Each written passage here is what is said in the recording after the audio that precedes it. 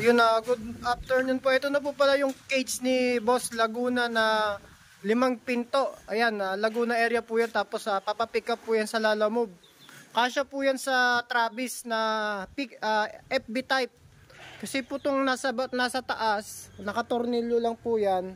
Na ibababa po yan. Tapos yung roof po niya, nakatornilyo lang din, natatanggal po. Ang sukat po niyan, 2 feet yung lapad. 7.5 yung haba, almost 8 na rin po. Tapos mayroon siyang tigli 5 pinto, taas baba. Bali ang total na door po niya ay 10. Tapos ang mga steel matting po nito, solid type na po. Ayan, 1/4 na po yan. Tapos dito po yung pinakataas binago namin, nilagyan namin na parang round para hindi sisira yung palong ng manok. Tapos yung mga division po niyan, in case na gusto niyo ng mga puro sisiw, natatanggal po to. Yung mga ganyang sisiw po, hindi na kaya lumabas, yung mga ganyang kalalaki. 1 month po yan ganyan. Tapos kami kasama na rin pong feeder. Tapos poop tray para po hindi mataihan yung nasa baba.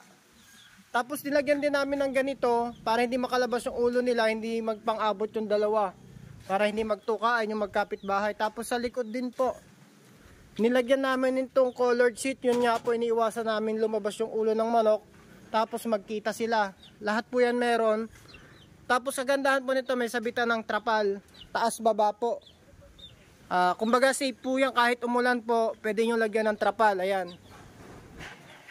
Ang presyo po niyan, 23 na po ngayon kasi tumaas po yung bakal. Dati price po nito 22. Ngayon po 23 na po yan. Tapos lagyan din pala namin ng mga sapatos. Ayan. Para hindi sa lumubog sa lupa, kahit basa yung lupa, hindi sa lulubog.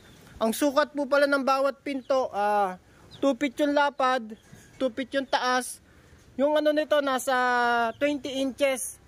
Ayan, kasyang-kasya lang po talaga yung ano dyan. Talagang, ayan po.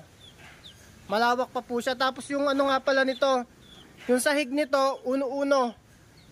Talagang matibay po siya. Ayan steel po. Okay na po. For pick up po yan bukas. Ayan, Laguna area. Okay na po.